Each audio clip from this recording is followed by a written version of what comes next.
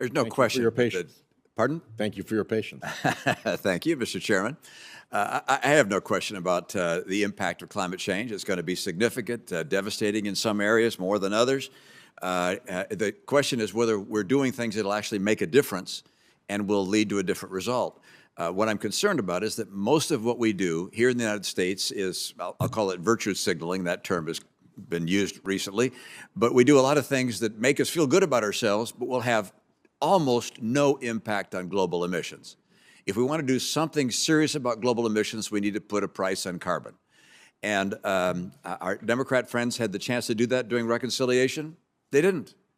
And so we can talk about all these other things we're doing and getting more batteries for cars and so forth, but the reason these things don't make a big difference is because the U.S. is not the big contributor to emissions in the world. China is, and Brazil, and India, and Indonesia, and all the growth is going to come from them.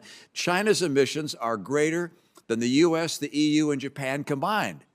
So when we do things here that are very expensive and disruptive to our economy, they don't change what's happening globally. We have to do things that have global impact. So research and technology and a price on carbon are the things that would make a difference.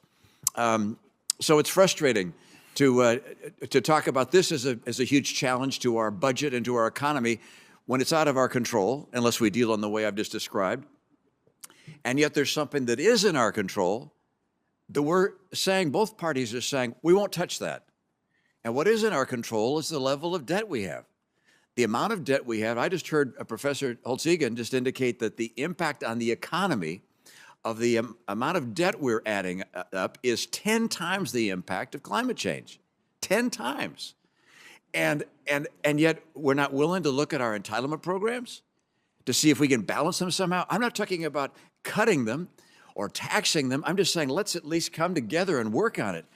But the parties are afraid to even come together and have a discussion about how can we balance these things. It strikes me as one of the most outrageous things my generation has done to the coming generations is to say we're going to spend all this money on ourselves. We're not going to tax ourselves to compensate for all that we're getting to ourselves. We're going to take all this money and then we're going to pass on to you for all of your lives slower growth, so a more challenged economy, and higher interest payments. It's unbelievable. It's almost immoral. And so I look at this challenge. Professor Holtz-Egan, am I reading this right?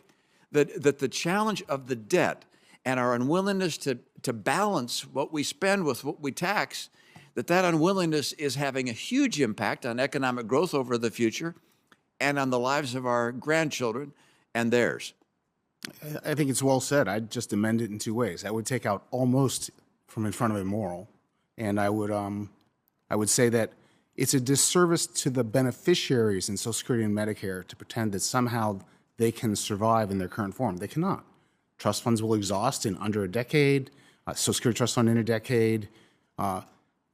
It is an enormous irony that something like the Social Security program, which was meant to eliminate income uncertainty in retirement and in old age, is now the greatest source of income uncertainty in retirement and old age, because we have no idea what that program will look like as the years roll forward.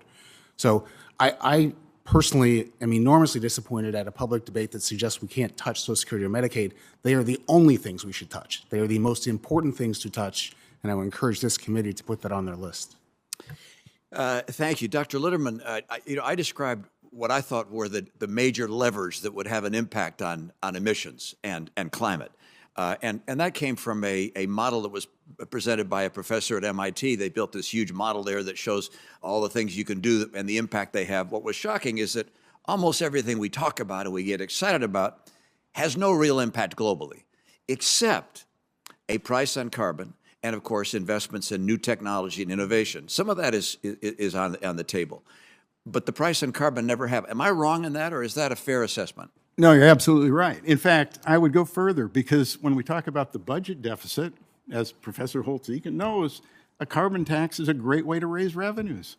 Polluters pay, and that reduces the deficit. So, of course, that's the right way to do. And another thing I would say is that you're absolutely right about the global perspective. This is not a U.S. problem. This is a global problem. And the U.S. has to join the global community in creating harmonized incentives to reduce emissions globally. And right now, those incentives vary across the board. The U.S. is kind of in the middle with very little incentives. You know, our strongest incentive to reduce emissions comes from a gasoline tax. If I drive an electric vehicle, I don't pay it.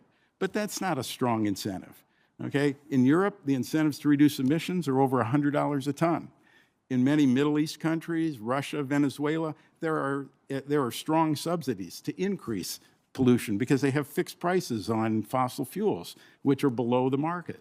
So we've got to move diplomatically, and I would say what we have to do in the U.S. is provide our State Department with the tools that they can go and negotiate globally to get these harmonized incentives to reduce emissions. Thank you. Mr. Chairman? Thanks, Senator Romney. Senator